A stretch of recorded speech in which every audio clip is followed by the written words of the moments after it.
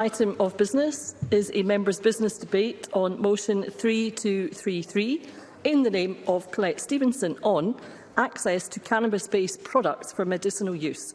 The debate will be concluded without any questions being put, and I would ask those members who wish to speak in the debate to please press the request to speak buttons now. I call on Collette Stevenson to open the debate. Up to 7 minutes, please, Ms Stevenson. Thank you, Presiding Officer. I am grateful to members who supported my motion, and I will try to cover as much as I can in 7 minutes. First, though, I want to thank Rona Mackay and Pauline McNeill, the co-conveners of the Parliament's cross-party group on medicinal cannabis. This area is complex and wide-ranging, so the work they and the CPG are doing is a very welcome contribution. When the Home Office rescheduled certain cannabis-based products for medicinal use, or CBPMs, in 2018, many people were relieved. Under the current setup, doctors can prescribe a medicinal product that has a valid marketing authorisation.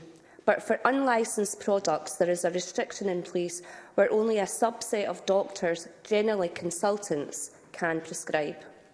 The only other access routes for patients are as participants in a clinical trial or through private prescriptions. Medicinal cannabis has been proposed as a treatment for a range of conditions, including multiple sclerosis, and I'd like to move on, thank you very much, and epilepsy. In the latter case, one product, Epidiolex, is now available on the NHS for some patients. The MS Society provided a useful briefing for today's debate, where they mentioned another product, Sativex, which might get rolled out on the NHS, and that would be good to see. The Society also carried out a survey and found 22% of people with MS in the UK had accessed illegal forms of cannabis to treat their symptoms. There is a common theme there, and it's public knowledge that parents of young children with epilepsy from right across the UK had to resort to illegal access of products too, and really that's what forced the legislative change. As I said in my motion, a constituent who currently receives a medicinal cannabis product, Cole Thompson, aged 9, has a drug-resistant focal epilepsy. He used to have daily seizures and has spent a lot of time in hospital over the years. Since he started taking Bedrolite 3 years ago, however, he has been doing well. His mum, Lisa Quarrell, is in the gallery today, and I want to acknowledge the work she's done in campaigning for access to medicinal cannabis and her efforts to fundraise for Cole's medicine. Lisa shared a video on Facebook the other day with Cole doing taekwondo and playing the drums. I can only imagine how proud of Cole and how relieved she is, given the prognosis just a couple of years ago. You could argue that Cole and the few other children in a similar situation are a success story, but that would probably downplay the trials and tribulations facing parents like Lisa. For a start, Cole's Bedrolite is sourced through a private prescription costing over £1,200 per month. Lisa has found it impossible so far to meet an NHS consultant who would prescribe Bedrolite. I understand that many doctors are hesitant to prescribe cannabis-based products that do not have a marketing authorisation because these products often do not have a rigorous evidence base behind them, as licensed products are required to have. Furthermore, medical societies develop specific guidance for their members, some of which have raised concerns around the lack of clinical trials to demonstrate safety, quality and effectiveness. Patients, policymakers and clinicians are entitled to expect manufacturers to provide evidence.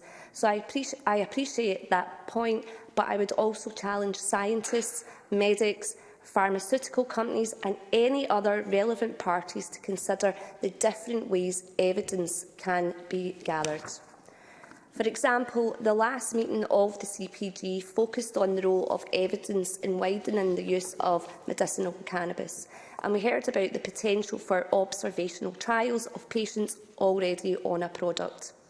I welcome the Scottish Government's commitment to collaborate with NHS England and the National Institute for Health Research to support research trials so that we can give NHS consultants the reassurances they need to consider prescribing more cannabis-based medicines. I understand NHS England is involved in discussions on 2 clinical trials for adults and children with epilepsy, and that Scottish patients will be eligible. That is very welcome. However, when it comes to something like treatment-resistant epilepsy and a patient like Cole who has been doing well on a cannabis-based product, we have to be aware that certain research methods would not be acceptable to all patients. The go-to randomised control trial option that could see participants end up on a placebo or a different medication. Clearly, some patients and their loved ones would be reluctant to take part on that basis.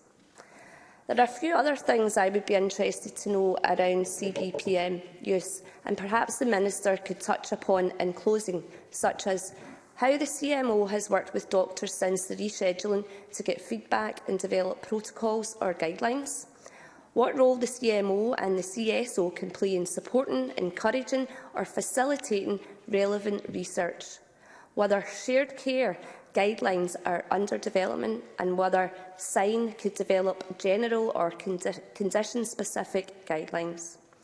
Lastly, we should consider the role of GPs too. I understand some GPs have indicated they would prescribe unlicensed cannabis-based medicinal products if they could, particularly where treatment has been initiated by a relevant consultant or they have seen first-hand the benefits to an individual patient.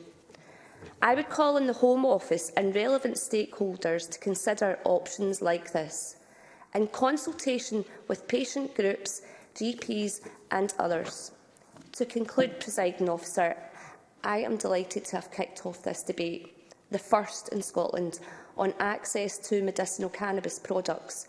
It's such a wide-ranging topic, and of course I wanted to spend some time talking about Cole Thompson from East Kilbride. More evidence is key to widening the use of these products, and I want to see movement on that as soon as possible. I hope I've given a flavour of just some of the opportunities and challenges in this area, and I'm looking forward to hearing other members' contributions. Thank you. Thank you, Ms Stevenson. I now